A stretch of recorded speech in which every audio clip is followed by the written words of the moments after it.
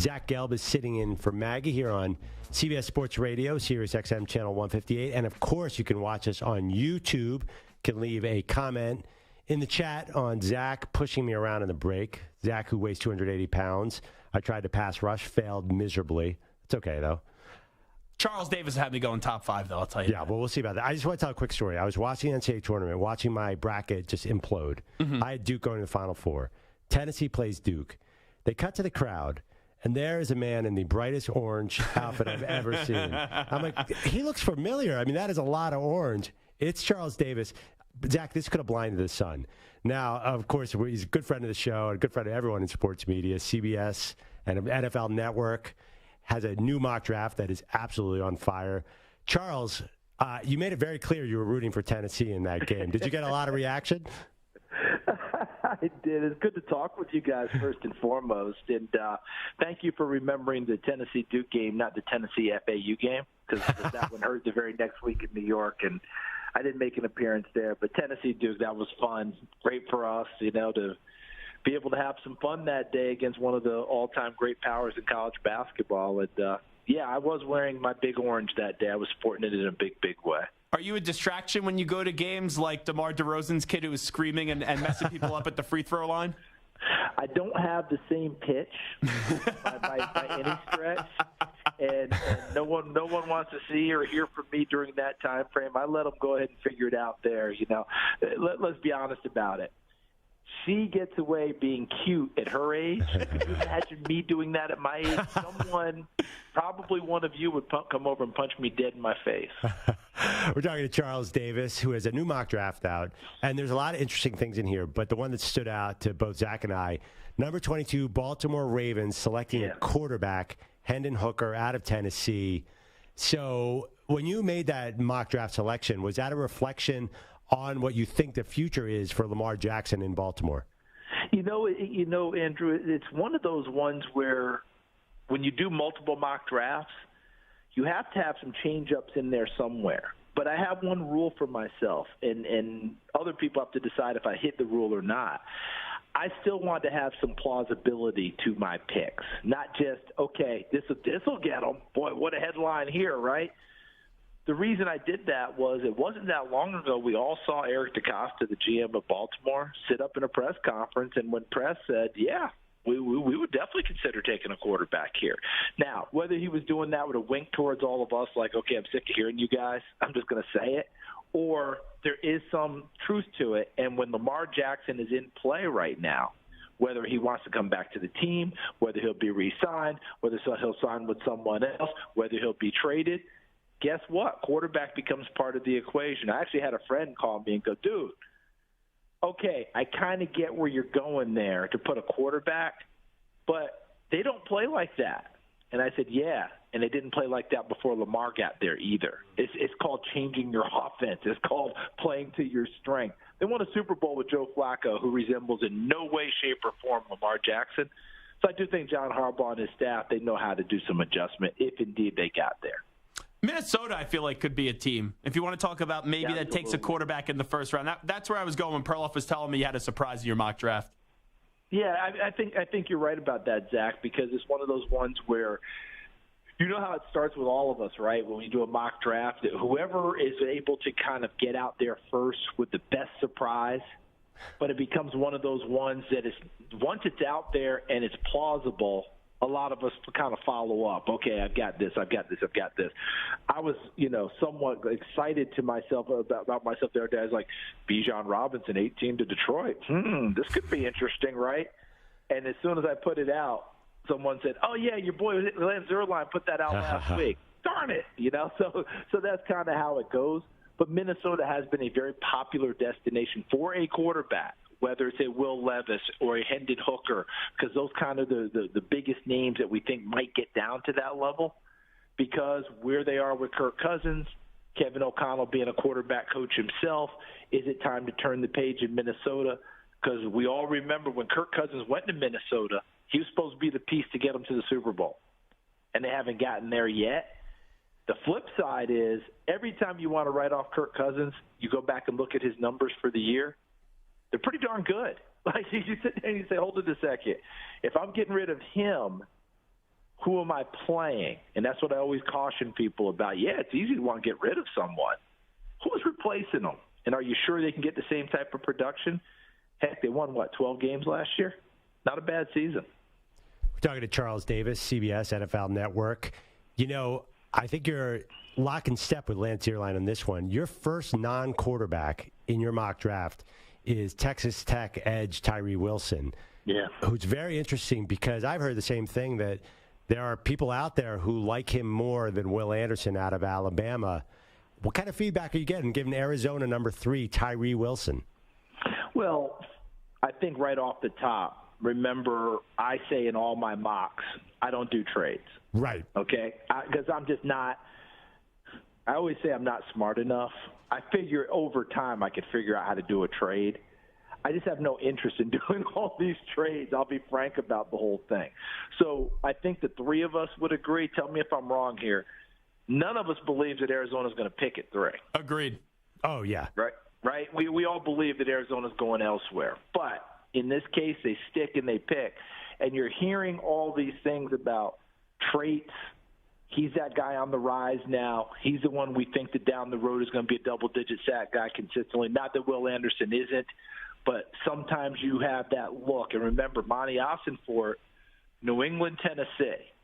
So he got to watch. Remember, they drafted Harold Landry, who developed into their guy. Tyree Wilson looks a little bit like that.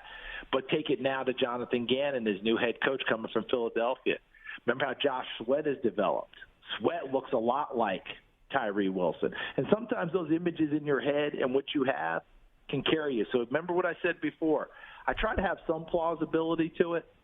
This is where the thinking is right there. And the first time I did the mock draft, I gave him Will Anderson. That's chalk, right? Absolutely. Go the best guy there. You change it up a little bit, but is it plausible? Well, how many people thought Trayvon Walker was going to go ahead of Aiden Hutchinson when we began the process last year? It happens. People like other traits. They like other players. And by the way, Trayvon Walker did not have a bad rookie year. It's just that Aiden Hutchinson had a really good rookie year, and you go, oh, okay. Now we got to see if Walker can go ahead and ascend to the level that Trent Baalke had projected for him.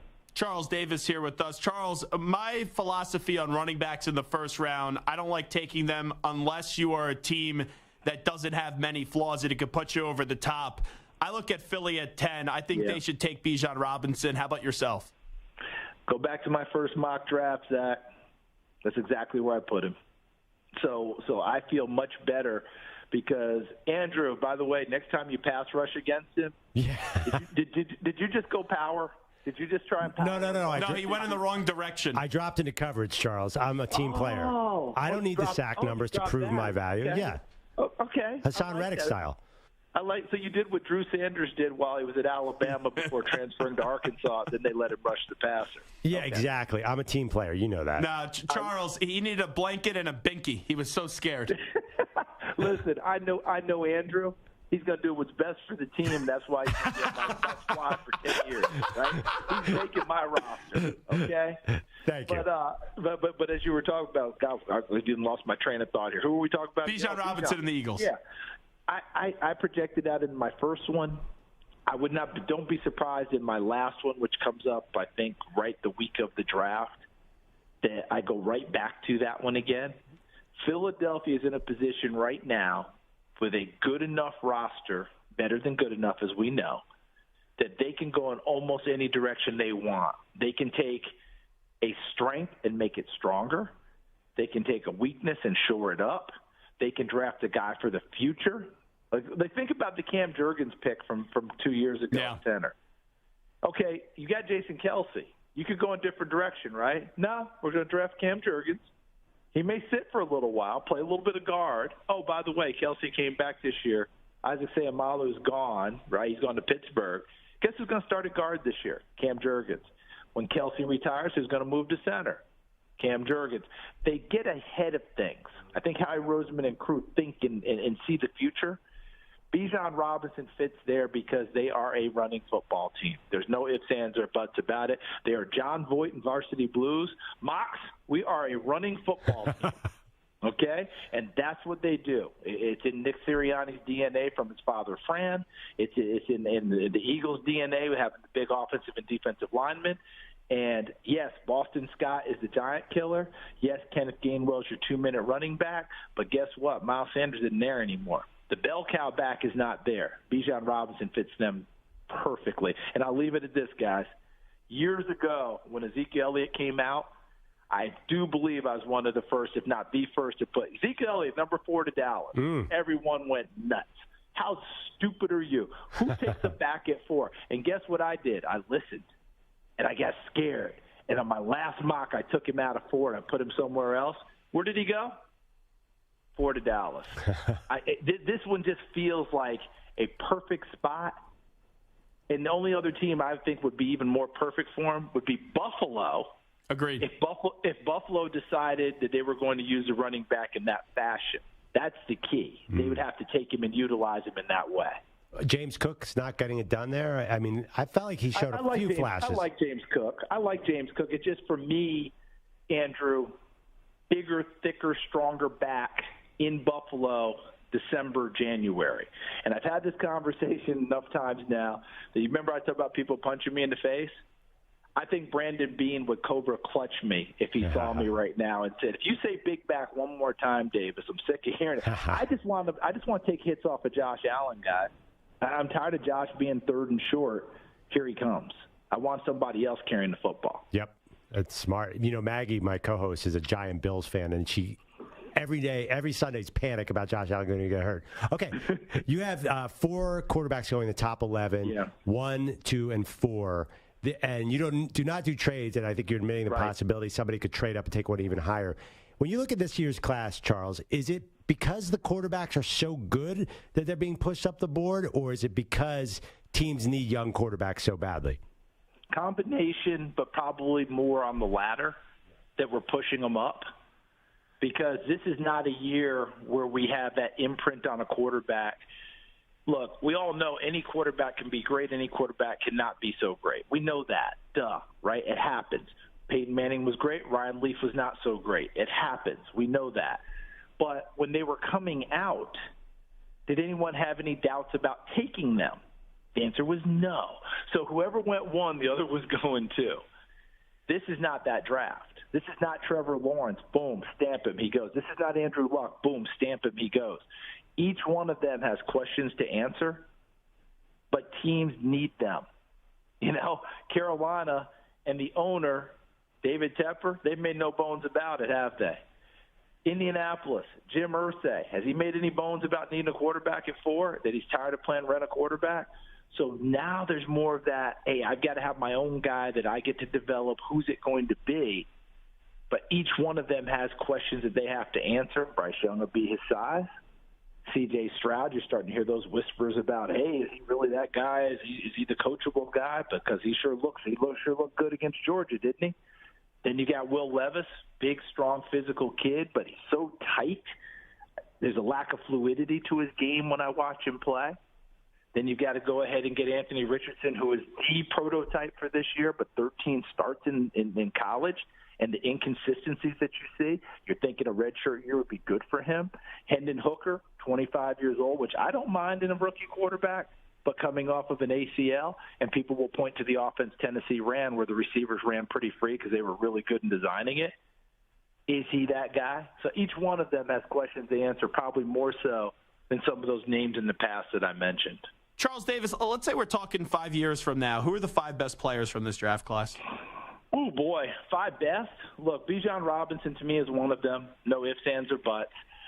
I'm eager to see which one of those top pass rushers turns out to be that guy. Is it Will Anderson or does Tyree Wilson become kind of like we had the Aiden Hutchinson, Trayvon Walker last year? I do think that one of those corners is going to emerge and be a heck of a player. Devon Witherspoon, the way that he hits people, the only scary thing for me with him is he's about 180, 181 pounds, and he throws his body around with abandon.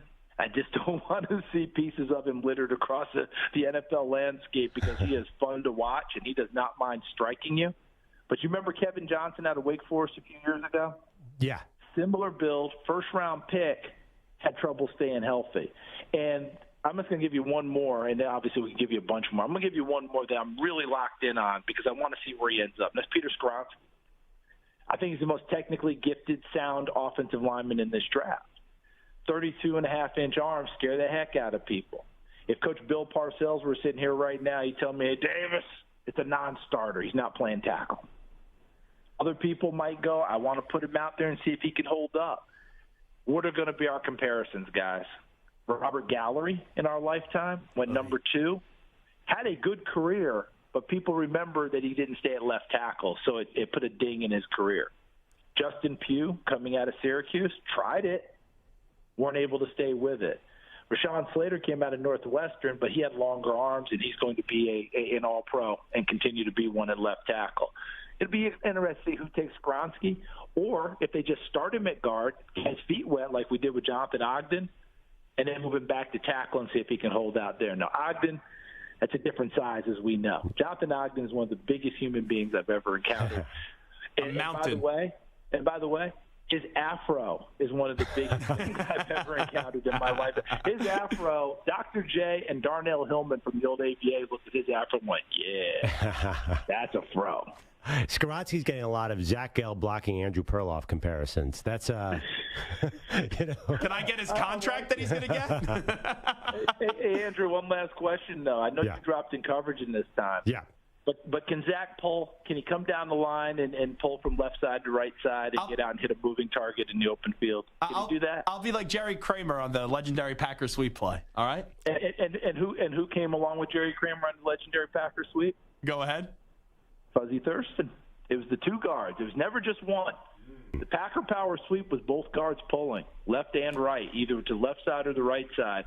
And boy, did they work out. When the Packers had one of the thinnest playbooks in NFL history, they tuned it up to a high level, but it was always the 2 guards coming and leading, and that's when you get a seal here and you get a seal here, and we run the play in the alley. Oh, you get me fired up for the draft, Charles. I can't wait. Are we going to see you in Kansas City in 2 weeks? I will be in Kansas City, and hopefully I won't dive into a barbecue place and forget that we're actually on air at a certain time. I'm planning to be there and partake all that Kansas City has to offer, but it is going to be a great scene, I do believe. If we get the right weather and everything kicks perfectly down at Union Station, I have a feeling it's going to rival what we saw in Nashville. Wow. In terms of that crowd being outside, being in that area. It just had that feel. This is the first time we've had the draft in a city of the Super Bowl champion since the last time the Giants won it, when we were having the draft in New York every year. Ooh, right, but that doesn't count because that was because that was an every year thing. Yeah. Well, it doesn't count for Perloff because he hates New York, even though he lives here because he's an Eagles fan. But this is the first time, right, that we've had it since we've gone on the road show, the defending champion, and just think in our lifetime the Super Bowl had never been won in your own stadium, and we had it back-to-back years. Yeah, unbelievable. All right, Charles, can't wait. Thanks for the time, and we'll definitely see you in Kansas City. Look forward to it. Great talking with you guys. Give Maggie my best, okay? Will do. Absolutely. No, I think Charles was impressed with your technique. Whether you can pull or not, you don't strike me as fleet of foot, Zach. You're not you're kind of slow. No? I would say for a big man, I can move decent. I wouldn't say slow. Oh, well, I don't know. I would push you. I'd push you inside if I was an O-line coach. That's all I'm saying. I was like, wait, what just happened in the hallway? No, I'm just saying that was like, Andrew you're not Perloff. pushing anyone anywhere. That's one. One thing you can push around 185-pound Andrew Perloff. It's another one. Nick Bosa's coming at you. Yeah, that's fair. I want you in the run game.